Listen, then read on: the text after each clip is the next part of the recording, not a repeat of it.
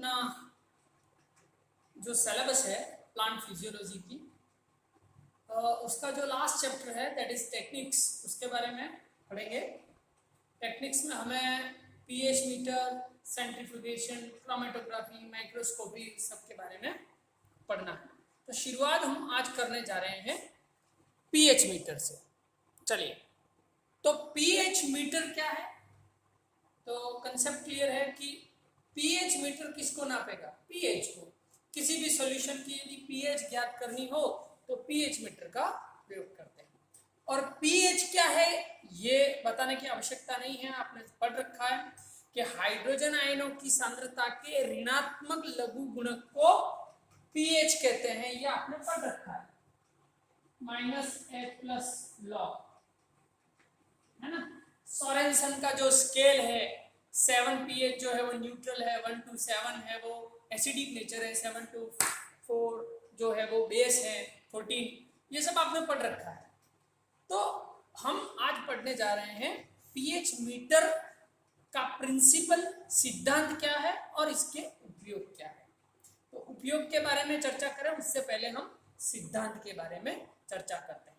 तो pH meter एक ऐसा डिवाइस है जो विभिन्न विलयनों की पीएच को ज्ञात करता है और आधार वही है कि यह वास्तव में हाइड्रोजन आयनों की सांद्रता का मापन करता है। तो उसके लिए जो उपकरण काम में लिया जाता है वो पीएच मीटर है। आजकल तो डिजिटल पीएच मीटर होते हैं, आपको सैंपल डालना होता है, तुरंत आंकड़े प्रदर्शित हो जाते हैं। लेकिन जो अंदर की मशीनरी है या जो प्रिंसिपल है, सिद्धांत है, उसको समझने के लिए मैंने एक सरल चित्र बनाया। देखिए इसमें क्या होता है, मूल सिद्धांत क्या है पहले तो आप ये समझ लीजिए। मूल सिद्धांत ये है कि जिस विलयन का हमें पीएच ज्ञात करना होता है उसमें 2 इलेक्ट्रोड रखे जाते हैं। एक तो होता है हमारा रेफरेंस इलेक्ट्रोड, मानक इलेक्ट्रोड, और दूसरा होता है हमारा मापन इलेक्ट्रोड, जिससे हम इस विलयन का पीएच ज्ञात करते हैं। और जब दोनों इलेक्ट्रोडों का परिपथ बनाते हैं, और क्योंकि ये सेल की भांति कार्य करता है, ये हाफ सेल है, ये हाफ सेल है, तो दोनों इलेक्ट्रोडों के मध्य एक विभवांतर उत्पन्न होता है और उनके विभवांतर का जो अंतर है वो यहाँ पर सुई के द्वारा पीएच के रूप में प्रदर्शित हो जाता है। यानी सिद्धांत ये है कि मानक इलेक्ट्रोड और मापन इलेक्ट्रोड दोनों के जो वैद्युत विभव, इलेक्ट्रिक पोटेंशियल का जो अंतर है वो उसका मापन पीएच के रूप में प्रदर्शित होता है। तो जो मापन इलेक्ट्रोड काम में लेते हैं उसमें आप देख रहे हैं लास्ट में एक पीएच सेंसिटिव ग्लास की मेम्ब्रेन होती है। इसके अंदर जो नॉब होती है वो सिल्वर क्लोराइड की होती है और इसको बफर सॉल्यूशन से भर देते हैं जिसका पीएच 7 के करीब होता है।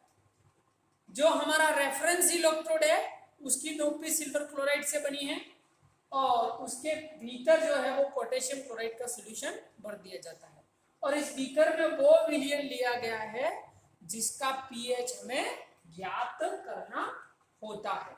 ठीक है, तो ये मूल सिद्धांत है पीएच मीटर का। तो आप इसका स्क्रीनशॉट ले लीजिए।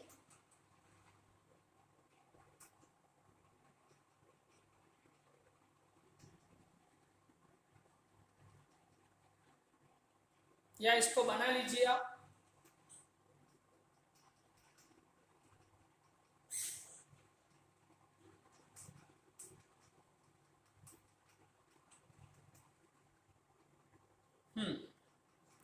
चलिए, तो सिंपल, जिस विलयन का हमें पीएच ज्ञात करना होता है उसे पीएच मीटर में आप जैसे ही लोड करोगे तो मानक इलेक्ट्रोड और मापन इलेक्ट्रोड के मध्य एक विभवांतर उत्पन्न होगा और इन दोनों के मध्य का जो वैद्युत विभव में अंतर है वो पीएच के रूप में प्रदर्शित हो जाता है। अब इस डिवाइस का उपकरण क्या है, इंपॉर्टेंस क्या है इसकी? तो वास्तव में यह किसी भी सॉल्यूशन की एसिडिटी या एल्केलिनिटी का मापन करने के लिए इसका प्रयोग किया जाता है। फॉर एग्जाम्पल, मान लो हमें ग्राउंड वाटर का पीएच ज्ञात करना है या हमें कोई सॉइल है उस सॉइल की पीएच ज्ञात करनी है। हम जानते हैं कि एग्रीकल्चर के फील्ड में सॉइल का नेचर जो है वो ज्ञात करना बहुत ही इम्पोर्टेंट होता है। इसके अलावा मान लो कोई ब्लड सैंपल है या फोरेंसिक साइंस में है, जहाँ पर भी किसी सॉल्यूशन की पीएच ज्ञात करनी होती है, हमारे सलाइवास होते हैं तो वहाँ पर पीएच मेजरमेंट के लिए ये बहुत इम्पोर्टेंट है। इसके अलावा बेकरी इंडस्ट्रीज, डेयरी इंडस्ट्रीज, वहाँ पर भी इंडस्ट्रियल में जहाँ पर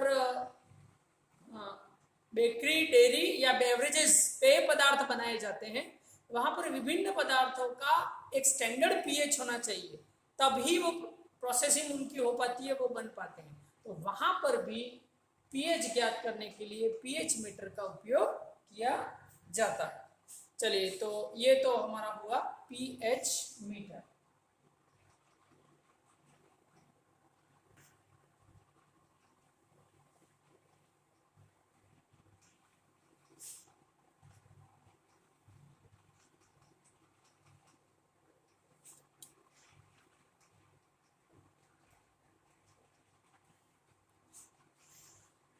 देखिए, अब इससे संबंधित कुछ महत्वपूर्ण बातें जो ध्यान रखनी है।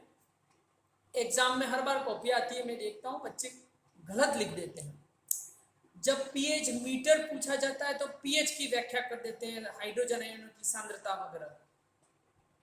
पीएच मीटर पीएच का मापन करता है। आपको अगर पीएच के बारे में पूछा तो पीएच के बारे में बताना है, पीएच स्केल के बारे में बताना है, सोरेनसन का जो कंसेप्ट है उसके बारे में बताना है। इसके अलावा जब पीएच मीटर के बारे में पूछा जाता है तो वही लिटमस वाला लिख देते हैं। लिटमस पेपर के द्वारा जो पीएच कलर चेंजेस के द्वारा जो स्केल प्राप्त होती है उसके बारे में लिख देते हैं, वो अलग चीज है। पीएच मीटर जो है वो एक तरह से क्या है, एक सेल है, एक डिवाइस है जो इलेक्ट्रोडों से काम करता है और पीएच ज्ञात करना है। उसका सिद्धांत अभी जो हमने पढ़ा है उस तरह से आपको लिखना है। चलिए, अब हमारे सिलेबस का दूसरा जो पॉइंट है दैट इज सेंट्रीफ्यूगेशन, अपकेंद्रण।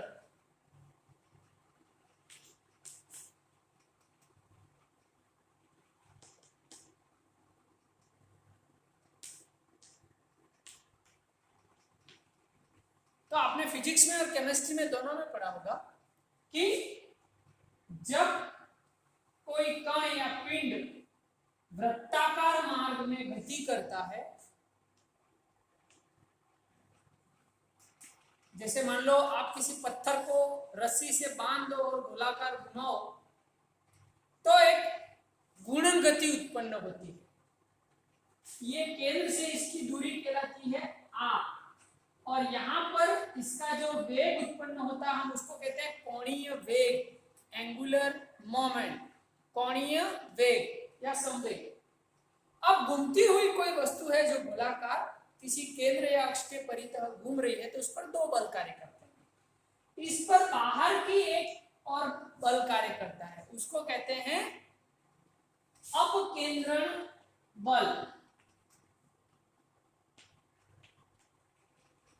और इसके भीतर की ओर भी एक बल कार्य करता है जिसको कहते हैं अभिकेंद्री बल।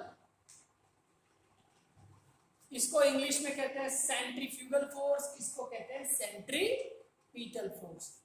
जब इन दोनों का संतुलन बराबर है तो वस्तु वृत्ताकार मार्ग में गति करती रहेगी।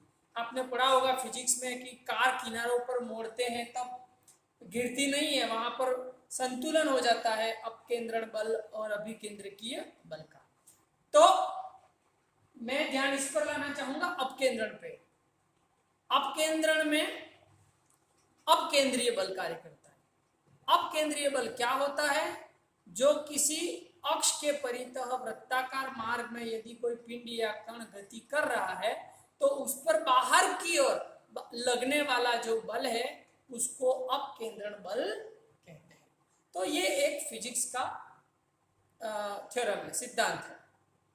अब इसी सिद्धांत का उपयोग करके एक विशेष तकनीक विकसित की गई है जिसको कहते हैं अपकेंद्रण या सेंट्रीफ्यूगेशन, जो बहुत ही उपयोगी है। ये विभिन्न अणुओं या कणों को उनके द्रव्यमान के आधार पर, उनकी साइज के आधार पर, शेप के आधार पर, मॉलिक्यूलर वेट के आधार पर अलग करने का कार्य करती है, और उस विधि को कहते हैं हम अपकेंद्रण, सेंट्रीफ्यूगेशन। चलिए, तो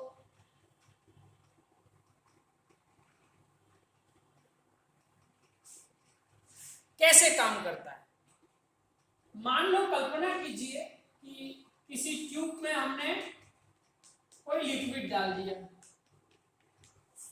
और उसमें अलग अलग साइज के कण पड़े हुए हैं, कोई भारी घनत्व के हैं, कोई हल्के हैं, है ना, कोई बड़े हैं, कोई छोटे हैं। अब कल्पना कीजिए कि ये जो लिक्विड वाली ट्यूब है वो वृत्ताकार मार्ग में गति करती है, तो क्या होगा? इस पर सेंट्रीफ्यूगल फोर्स कार्य करेगा। तो जो कण हल्के हैं या जिनका घनत्व कम है वो तो इस द्रव में ऊपर की ओर तैरने लगेंगे, और जिनका घनत्व अधिक है, जो भारी है, वो पेंडे पर बैठ जाएंगे। तो यही इसका आधार है कि कणों को घनत्व के आधार पर, उनके द्रव्यमान के आधार पर पृथक किया जाता है। तो एक जैसे इसका अपकेंद्रण करते हैं तो आपको दो क्लियर कंडीशन प्राप्त हो जाएंगी। हल्के कण हैं वो आपको यहाँ पर तैरते हुए मिलेंगे, और जो जिनका मॉलिक्यूलर वेट, जिनका आणविक द्रव्यमान या घनत्व अधिक है, वो पेंडे पर मिलेंगे। इस तरह से ये कण अलग हो जाएंगे। तो अभी मैं आपको एक सेंट्रीफ्यूज कैसा होता है प्रैक्टिकली आपको बताता हूं, फिर आगे बात करते हैं।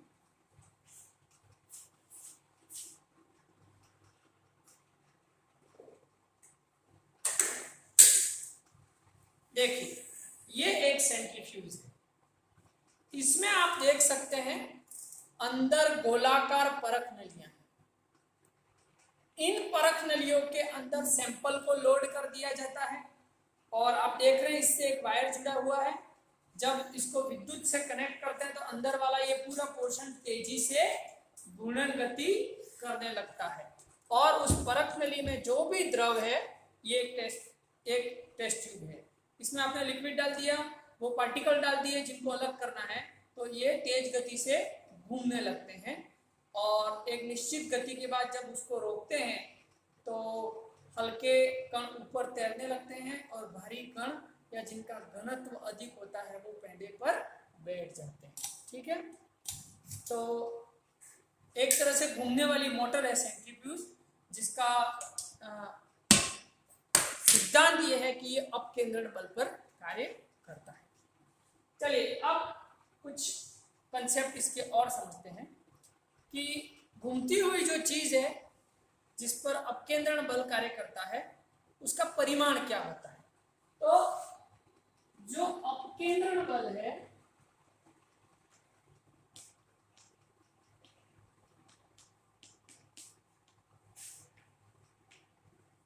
उसका मान होता है m ओमेगा स्क्वायर r, जहां पर m क्या है?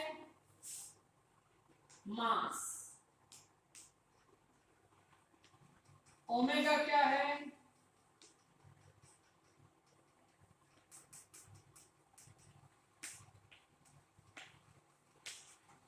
एंगुलर वेलोसिटी, और r क्या है? रेडियस, है ना। इसको आप इस तरह से समझिए, मान लो ये सेंटर है और कोई कण यहां पर है, तो ये r हो गया, है ना, और इसका कोणीय वेग इस दिशा में कार्य करेगा, ये ओमेगा हो गया। तो यहाँ इस दिशा में जो कार्य कर रहा है वो सेंट्रीफ्यूगल फोर्स है। तो m ओमेगा स्क्वायर r ये सेंट्रीफ्यूगल फोर्स है। तो ये बल किस पर निर्भर करता है? इस सूत्र से क्लियर है। एक तो घूमने वाले कण के द्रव्यमान पर निर्भर करता है, उसके कोणीय वेग पर निर्भर करता है, और अक्ष से उसकी दूरी कितनी है इस बात पर यह निर्भर करता है। ठीक है, तो आप इस सूत्र को लिख लीजिए।